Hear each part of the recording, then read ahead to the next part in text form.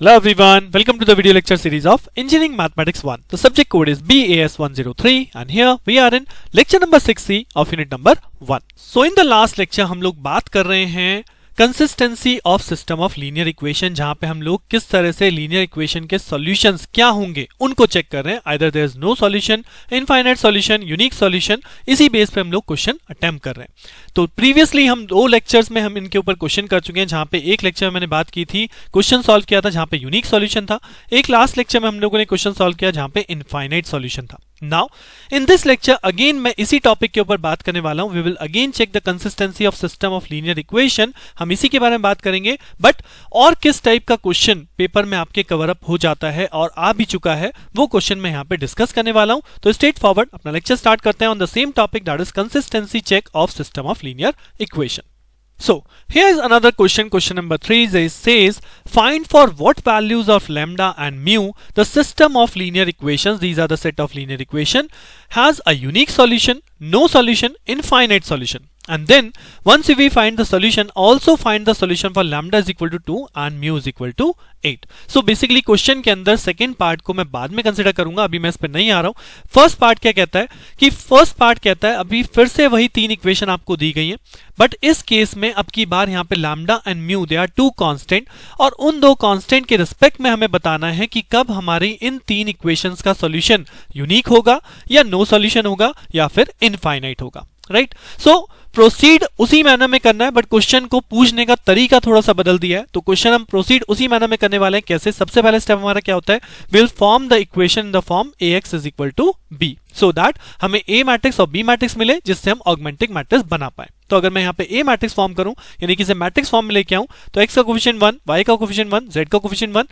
Right, this is the a matrix starting और यहाँ पे आ जाएगा हमारा x, y और z और यहाँ पे इस इक्वेशन से b क्या मिलने वाला है, b मिलने वाला है 6. राइट, सेकंड इक्वेशन पुट करेंगे, x का कोफिशिएंट 1, y का कोफिशिएंट 2, z का कोफिशिएंट 5. थर्ड इक्वेशन में x coefficient 2, y coefficient 3 and z coefficient is lambda. Similarly on the right hand side b matrix क्या हो जाएगा, this is 6, then next one is 10 and the last one is mu. So we got the equation in the form of ax is equal to b. जहां पे मुझे a matrix मिल गया, यहाँ पे मुझे b मैट्रिक्स मिल गया. तो यानी मेरा पहला स्टेप क्या फॉर्म करना था, मैंने क्यों ऐसा किया, because I want to form the c matrix, this is called augmenting matrix. और ऑगमेंटिंग मैट्रिक्स कैसे बनेगी, that is a with b.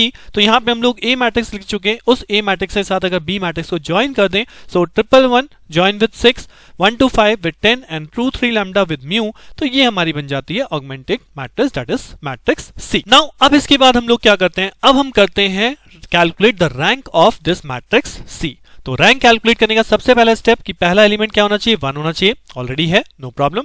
So second step में क्या करना है, सेकंड स्टेप में करना है कि हमारा मेन डायगोनल के नीचे जो एलिमेंट है उन्हें हमें क्या करना है, 0 बनाना है.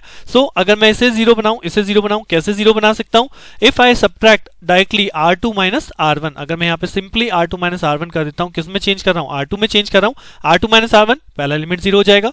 सिमिलरली अगर r3 को ऑपरेट करें, r3 माइनस 2 ऑफ r1, सो यहाँ पे r3 का फर्स्ट एलिमेंट भी 0 हो जाएगा और हमारी इक्वेशन क्या बनेगी, first row as it is 1 1 1 as well 6, then r2 minus r1 किया तो 1 minus 1 become 0, 2 minus 1 become 1, 5 minus 1 become 4 and 10 minus 6 become 4.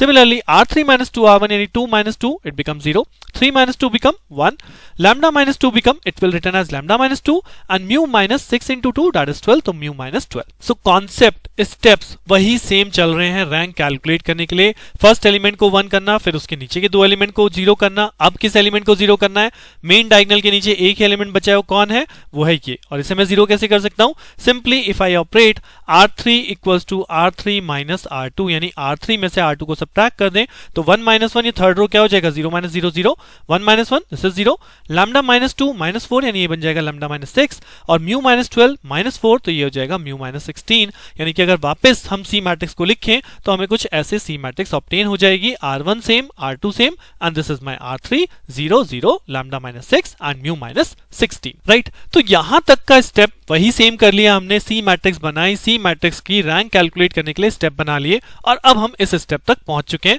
कि मेन डायगोनल के नीचे के एलिमेंट मेरे 0 बन चुके. अब अगर मैं आपको बोलूं मुझे रैंक सी की कैलकुलेट करनी है, तो रैंक सी की कैसे कैलकुलेट होती है? Based on number of non zero row. But अब क्या मैं यहाँ पे सी की रैंक कैलकुलेट कर सकता हूं? नहीं। किस पे डिपेंडेंट है? यहाँ पे lambda and mu both are constant, जिनकी वैल्यू डिसाइड करेगी रैंक ऑफ सी क्या होगा या rank of this A matrix क्या होगा, राइट? सो इसलिए अब की बार आपको क्वेश्चन रिवर्स पूछा गया है कि what are the values for lambda and mu, जिसके लिए सिस्टम में क्या हो? सबसे पहली चीज, सबसे पहले बोला गया यूनिक सॉल्यूशन, राइट? अब यूनिक सॉल्यूशन कब होगा? When rank of A is equal to rank of C is equal to number of unknown, और नंबर ऑफ अननोन कितने हमारे? एक्स वाई जेड, यानी कि 3। दैट मींस जब ये कंडीशन हो। अब रैंक ऑफ ए या रैंक ऑफ सी 3 कब होगा? यानी कि रैंक ऑफ सी की अगर मैं बात करूं तो ये 3 कब होगा?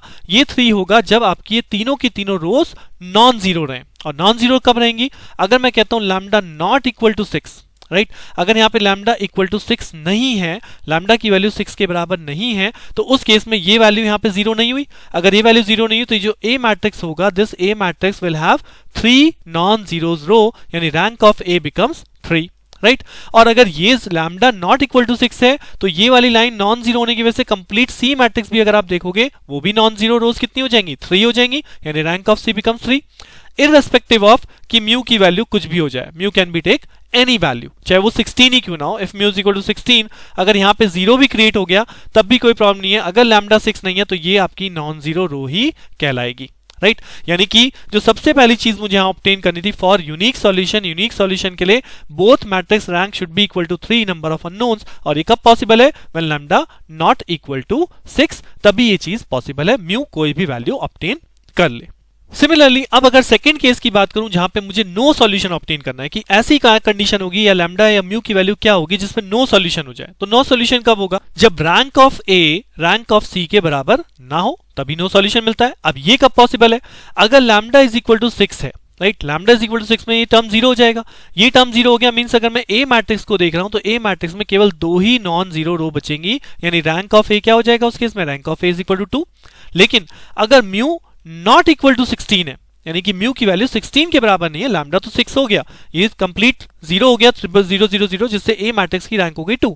बट अगर म्यू 16 नहीं है तो उस केस में क्या होगा? अगर हम सी मैट्रिक्स को देख रहे हैं तो क्या ये कंप्लीट रो जीरो बनी? जी नहीं, कंप्लीट रो जीरो नहीं बनेगी। That means rank of C कितनी कहलाएगी? रैंक ऑफ सी 3 कहलाएगा, right? That means for no solution rank of A not equal to rank of C, जिस वजह से आपका लैम्डा 6 है और म्यू नॉट इक्वल टू 16 है, तो दीज आर द 2 कंडीशन जिस पे बेस्ड नो सॉल्यूशन बनेगा।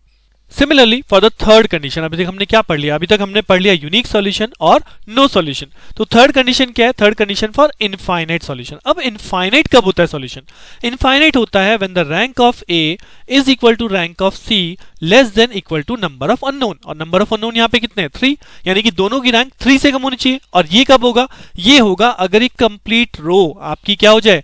जीरो हो जाए। That means if lambda is equal to 6 and mu is equal to 16, तो ये कंप्लीट रो जीरो हो जाएगी। उस कंडीशन पे रैंक ए जो होगा, यानी कि ए मैट्रिक्स का रैंक जो होगा वो 2 हो जाएगा, और सी मैट्रिक्स का रैंक भी 2 हो जाएगा, दैट इज लेस देन 3। तो इस कंडीशन को बोलते हैं इनफाइनाइट सॉल्यूशन, राइट? जिसके लिए हमारा लैम्डा की वैल्यू 6 और म्यू की वैल्यू 16।